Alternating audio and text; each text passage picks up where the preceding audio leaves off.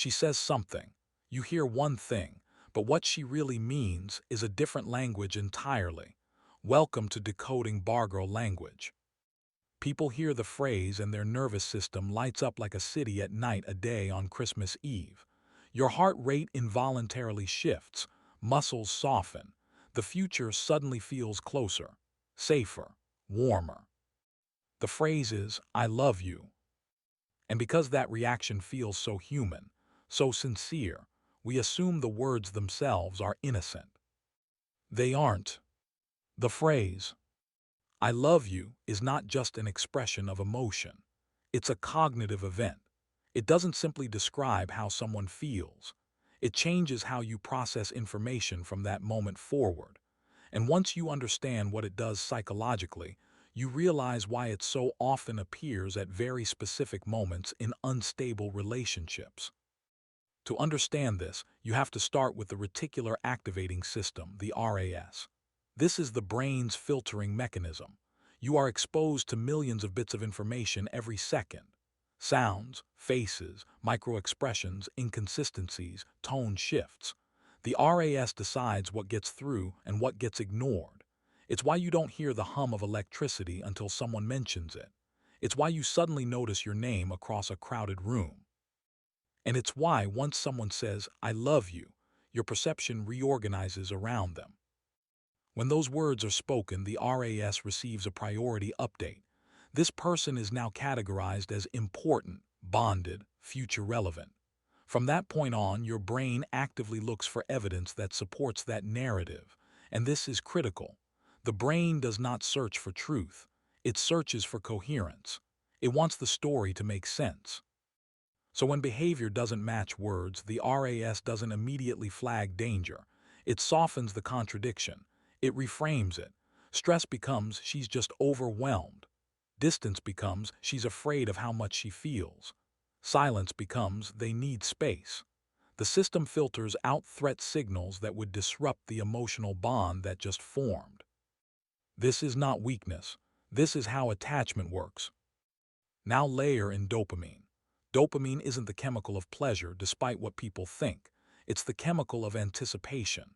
It spikes when the future feels promising but unresolved. I love you creates a future-loaded image in your mind, trips you haven't taken yet, stability you haven't experienced yet, versions of the relationship that exist only in imagination. Dopamine attaches to those images, not reality. That's why people stay hooked to relationships that never quite arrive. They are chemically bonded to a future that keeps getting delayed. Oxytocin plays a role too. It's often called the bonding hormone, but it's more accurate to say it increases trust and vulnerability. When oxytocin rises, skepticism drops. Critical thinking doesn't disappear, but it loses urgency. Questions feel unnecessary. Boundaries feel less important. The emotional brain starts overriding the evaluative brain. This is where velocity comes in. Healthy attachment develops slowly. It's built through repetition, consistency, and repair. Love, when it's stable, actually slows time. You don't feel rushed. You don't feel like decisions need to be made immediately. You feel grounded enough to wait. But when I love you is used as an accelerant, everything speeds up. Conversations become intense. Emotions escalate quickly. Conflicts get reframed as proof of depth rather than incompatibility. 3 weeks starts to feel like 3 years. And because the brain equates intensity with importance, you begin assigning disproportionate weight to moments that haven't earned it yet. This is why people often say things like, I've never felt this before, or this is different. Neurologically, that can be true. Novelty plus emotional acceleration creates a stronger imprint than slow familiarity. The brain confuses that imprint with meaning. Now here's the uncomfortable part. Most bargirls who say, I love you, in these moments are not consciously manipulating. They feel it in that moment. It is real.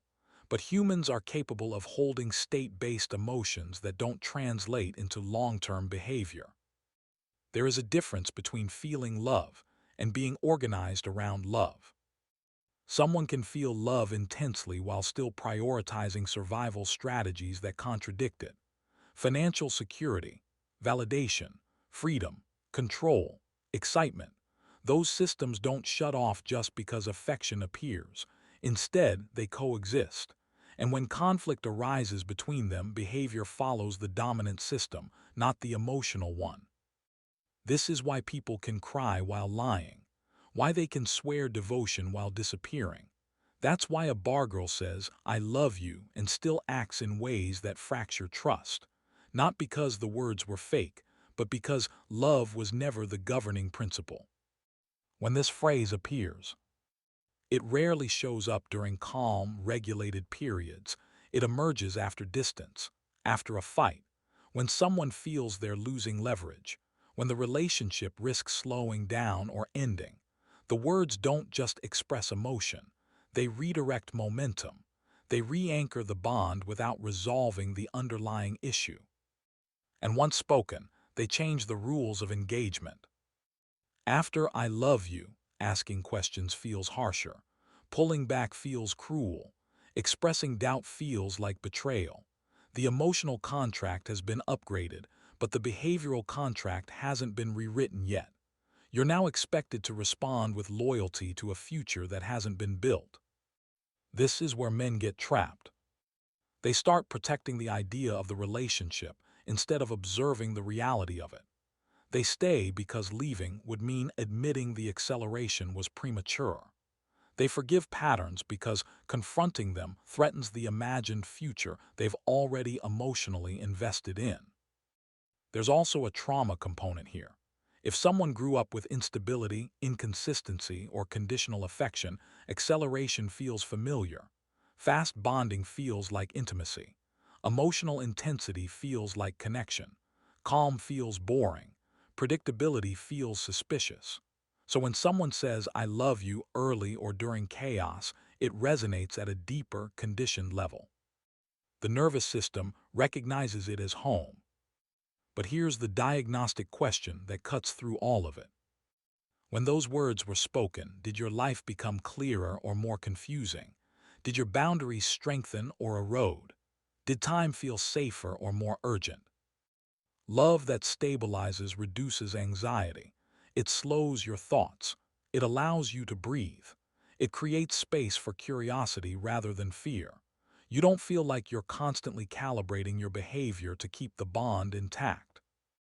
Accelerant love does the opposite. It introduces urgency. It makes you hyper-aware of tone shifts. It keeps you monitoring availability. It rewards reassurance and punishes distance. You start managing the relationship instead of living in it. Another tell is repair. In stable love, conflict leads to resolution and changed behavior.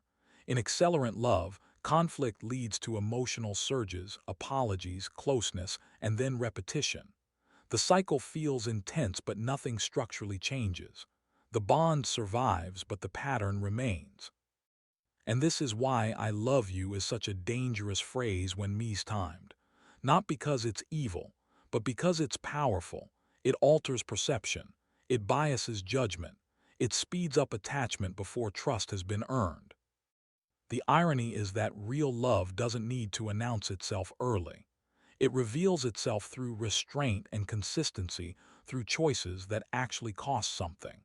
It doesn't need to accelerate because it isn't afraid of time. So the next time you hear "I love you," don't ask whether it's sincere. That's the wrong question. Ask what it does next. Does behavior align more tightly with words? Does accountability increase? Does the relationship slow down into something sustainable? Or does everything become more intense, more emotional, more unstable? Because if urgency enters the room, if clarity decreases, if you feel pulled forward without your feet fully on the ground, then you're not being invited into love. You're being invited into emotional velocity. This is the exact conditions in which a bargirl thrives in. And velocity, unchecked, doesn't build relationships. It builds momentum. And momentum without direction eventually crashes.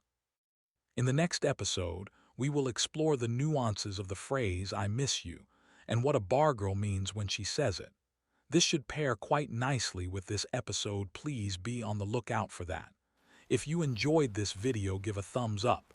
If you want to watch more content like this, subscribe for more.